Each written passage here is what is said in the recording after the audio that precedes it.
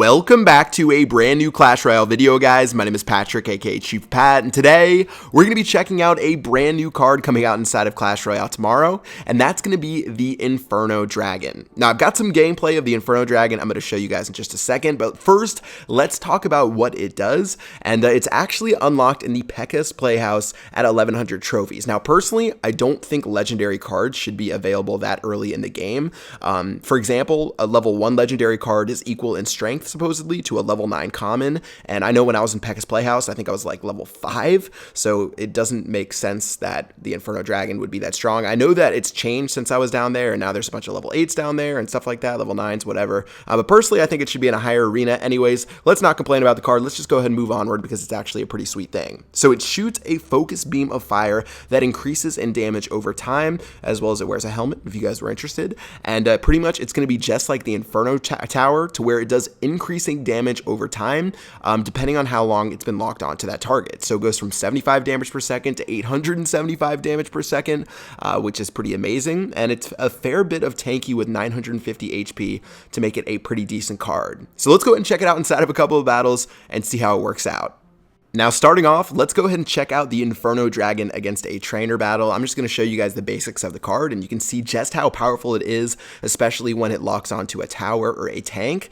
Of course, Trainer Whisker, being the OP player that he is just going to throw a Goblin Barrel at my King Tower, a couple of Spear Goblins, but watch as the Inferno Dragon locks onto the Baby Dragon. So initially, it's not going to do that much damage, but over time, it's going to slowly crank up the heat to where it's going to be dealing a massive amount of damage per second, as long as the Inferno Dragon stays in place. Now, keep in mind, if someone drops a troop and your Inferno Dragon has to run to catch it, every time it resets its laser, it's not going to do that high amount of damage per second. Now, I'm going to shut up as it locks onto the Crown Tower. Now, just watch as this tower's HP melts into pieces, and that is absolutely insane as that tower goes to 0 in like half a second. Now, arrowing down all this garbage right here, I'm going to let the Inferno Dragon do work, and as it locks onto the King Tower, it's actually going to explode and get knocked back by the Lava Hound right there, which is pretty funny, but still, King Tower is going to go down, and that was just a little bit of a sample of the power of the Inferno Dragon. So once it locks on, so long as it doesn't move, which can happen from a troop running into it, which can happen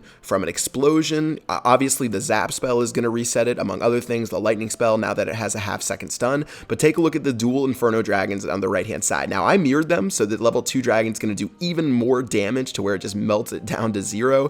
Little Spear Goblins, obviously those tiny cards for the Inferno Dragon, they're going to have a little bit more tough of a time dealing with because its damage per second is so low in the beginning. But check as they lock onto this King Tower, 2 Dragons at the same time are going to burn it to 0 in no time, and that's going to be a quick 3 crown right there against a trainer. Now, to show you guys the Inferno Dragon on defense, I'm going to go ahead and hop into a quick battle against one of my little test accounts, and the Inferno Dragon, I guess I would probably qualify more as a defensive card.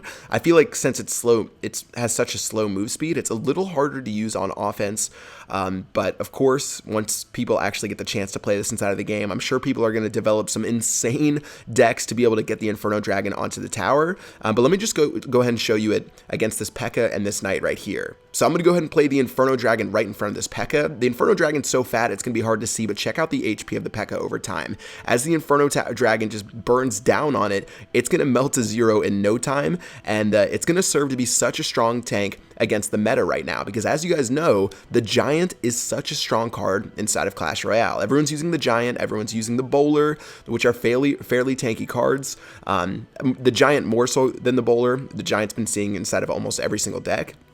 So if someone gets a Giant onto your side of the map, you have a quick counter for only 4 elixirs, so you're going to make a 1 elixir positive trade that won't even let the Giant reach your tower. And if they zap your Inferno Dragon, they're just wasting that much more elixir when you should have a pretty solid opportunity to be able to take them out. So for me, I'm really excited about the Inferno Dragon. Obviously, I don't want it to be some sort of crazy OP card to where everyone's running it inside of the game and no one likes playing against it whatsoever. But as of playtesting it, it still feels really fun, as well as it does have its weaknesses as far as getting misdirected from cards that don't target it. It has to chase those cards around and keep resetting its little laser beam.